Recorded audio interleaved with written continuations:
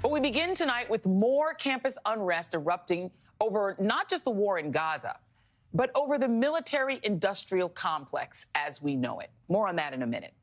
But first, last night, a stunning scene unfolded in New York City, where the New York Police Department arrested nearly 300 pro-Palestinian protesters at Columbia University, as well as City College of New York.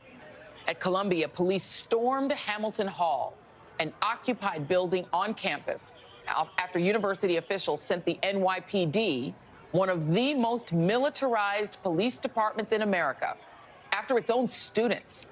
This morning, New York Mayor Eric Adams repeated his claim that outside agitators are co-opting college protests and basically hoodwinking the students, who the mayor repeatedly referred to as children. There is a movement to radicalize young people, and I'm not going to wait until it's done and all of a sudden acknowledge the existence of it. This is a global problem that young people are being influenced by those who are professionals at radicalizing our children, and I'm not going to allow that to happen as the mayor of the city of New York. The identities of those arrested have not yet been released, but late today, the NYPD told NBC News that so far, 27% of those arrested at Columbia are over the age of 30, and 10% have been arrested multiple times. Of those arrested who are over 30 years of age, some might be faculty or staff or graduate students. So it is too soon to say whether or not they are affiliated with the university. Again, we cannot paint a fuller picture until more identities are released. But per the deputy commissioner, one person has an arrest history dating back to the 2005 G8 summit when the person allegedly assaulted a police officer.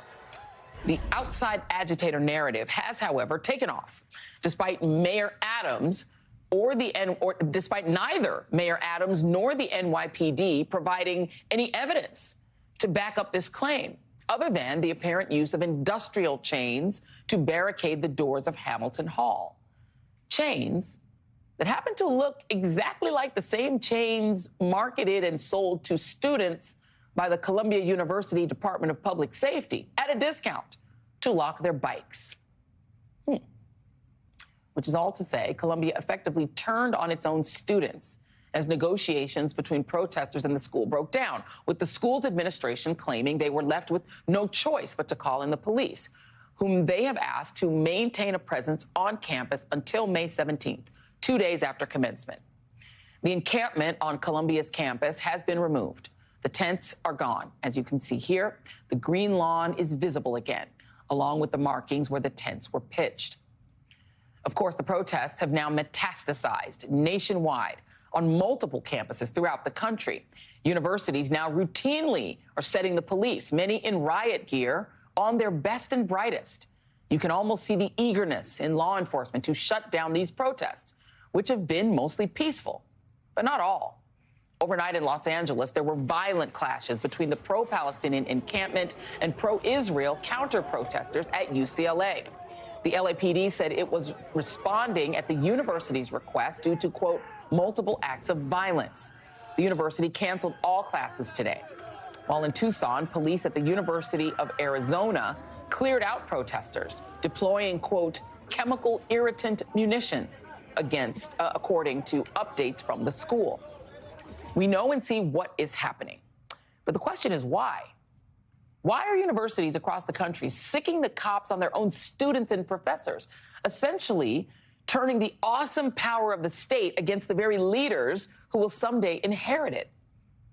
Well, first off, universities have endowment chests and huge financial backers. And some of those donors are very upset that universities are turning out woke people infected by DEI and critical race theory. They don't like it. And they see these protests as a chance to right these institutions ideologically.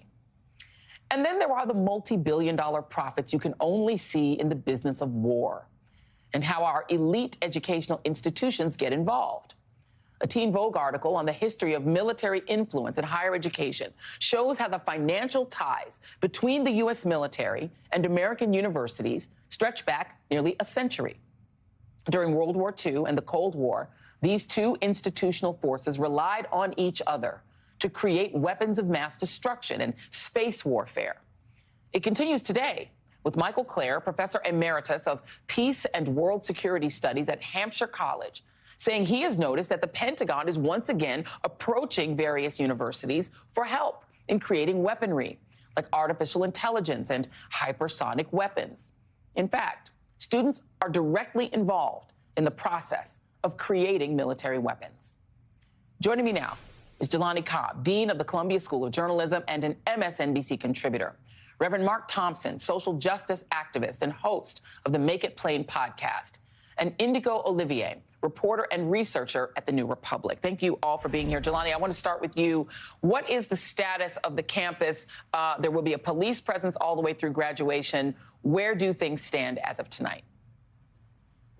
So as you pointed out, the campus is pretty much empty right now. And so the campus was on lockdown prior to last night.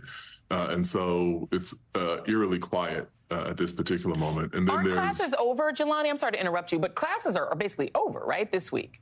So classes are over, but finals are not. And then, Columbia has 17 different schools, and they're on slightly different schedules. Slightly staggered schedules, so different people are at different points. But virtually no one, very few schools still have classes going on. That said, the campus is almost empty nonetheless. And what about this claim by the mayor? You even had Trump today, rather ironically, decrying the lack of law and order in New York just hours after leaving his own criminal trial. So that's a bit ironic. But this claim by Mayor Adams that the campus was beset by outside agitators and terrorists who were duping students to go into Hamilton Hall. Is there any evidence of that? Yeah, so here are a couple things. One is that I don't think anyone on this campus would use the language of people being quote unquote radicalized. We're here to engage people intellectually and for people to learn and so on. And so I think that is, not an apt explanation. In all of my experience here, over the course of, the past 2 weeks where this has unfolded, I did not hear the word radicalized used by anyone on either side, on any side of this discussion. I will say this, though, toward the point about kind of quote unquote outside people. Here's why it was significant. Gavin McInnes got onto the campus. He got onto the campus when the campus was locked down. And there was the Proud Boy event where they were rallying outside the gates of campus. And so there was a logic that held that if he could get onto the campus, as visible and known as he is, then who else has gotten onto the campus? And those tensions were exacerbated by some of the things that happened by the groups outside. One of which was, a counter-protester who had an Israeli flag, had it snatched out of his hands and set on fire. And then other people attempted to scale the gates. People who were outside attempted to scale the gates and get inside. And so there was a real concern, and I'm not taking any positions about, the rightness or wrongness. I'm just giving context here. There was a real concern that, who are those people? And the people are capable of behaving like that on the outside. Sure. How might they behave if they were on the inside? And so those were the kind of the questions. And the last thing I'll say, I don't want to take up too much time. The last thing I'll say is that there was a real concern that if someone got hurt, the criticism would have been the opposite. Like, why did the university wait so long to do something? And so I think those are very many kinds of calculations that people had to make at the time.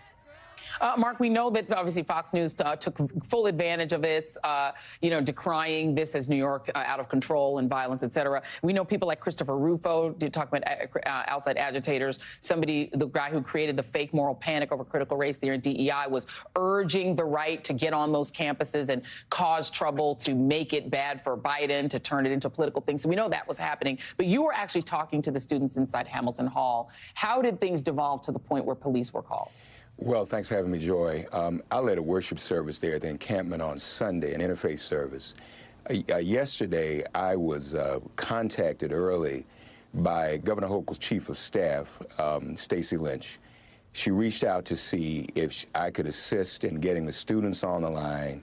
She was working with getting the university on the line to restart negotiations to really avert calls that they were getting to send in the National Guard.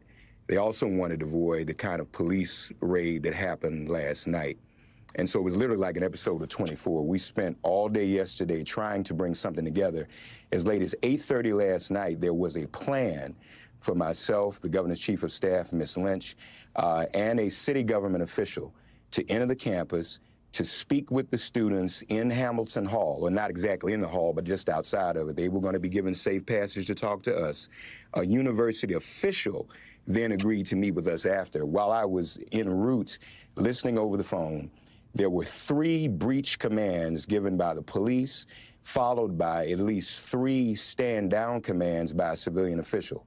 Just before we could get to the campus after reaching this agreement, the police, for whatever reason, just could not hold. I'm still not clear. I'm looking to find out who gave the order. But as we were about to enter the campus, it was breached and everything was off. This could have been avoided. The other goal, and I commend the work Jelani has done to keep things together, but also on the part of Ms. Lynch and the governor's office, they had expressed to me a desire to try to have some of the students' demands met as well. So this could have gone down much differently. Very quickly, before I get to Indigo, what were the demands specifically? So the demands were the same as they had always been: disclosure and divestment when it came to the university's relationship with Israel. And I know you want to talk about the military piece. We can do that as well. Yeah. Also, what has not been well reported, and Jelani knows more about this than I do, we've just discovered the university's satellite campus, Tel Aviv University, does not allow admission to Palestinian students, or at least no admission to Palestinian students who don't have Israeli identification. Right. And that's a serious concern because that's somewhat segregationist. Right. Let me go to you, Indigo. Talk a little bit about these relationships of these schools to the military, because last night we had on a young man from Washington University in St. Louis who specifically called out Boeing and investments in military companies as one of their demands. They wanted that to end. Well, let me just say that these relationships are longstanding. They are decades long, and they extend to dozens and dozens of campuses across the country. Columbia, for instance, one of the board of trustees, the members of the board of trustees, is a board member on Lockheed Martin. So, like, these defense manufacturers have scholarships, they have graduate funding, they have internships, career pipelines set up at major universities across the country. They also have people serving on the board of trustees. They have lobbying departments to request defense funding for their STEM programs. You really can't look at a university campus today, for the most part, and not find a connection.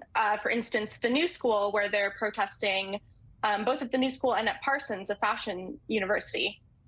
I'm a graduate there. They have connections to the Air Force and DARPA and some of the most egregious agencies that have been doing this kind of weapons manufacturing. So it's really kind of astonishing. And Columbia in particular, MIT, the University of California, the universities where you see some of the largest protest movements have been some of the worst offenders over the recent decades. So I think it's important to highlight that. And very quickly before we let you go, Mark, is that something that comes up? Because we know that people talk about funding Israel, but do they mean militarily or in some social way? Well, in every way. And that's what disclosure is about. They want these universities to disclose all of their relationships. But most certainly, Lockheed Martin, not only with Columbia, Lockheed Martin has a relationship with 60 other universities in this country. And they provide the weapons to the Israeli, the IDF, just as the IDF trains many of our police forces, including the NYPD. So we can have this conversation more. I wish we had more time, but I appreciate all of you for being here. Jelani, Cobb, Mark Thompson, Indigo, Olivier, thank you all very much. Appreciate it.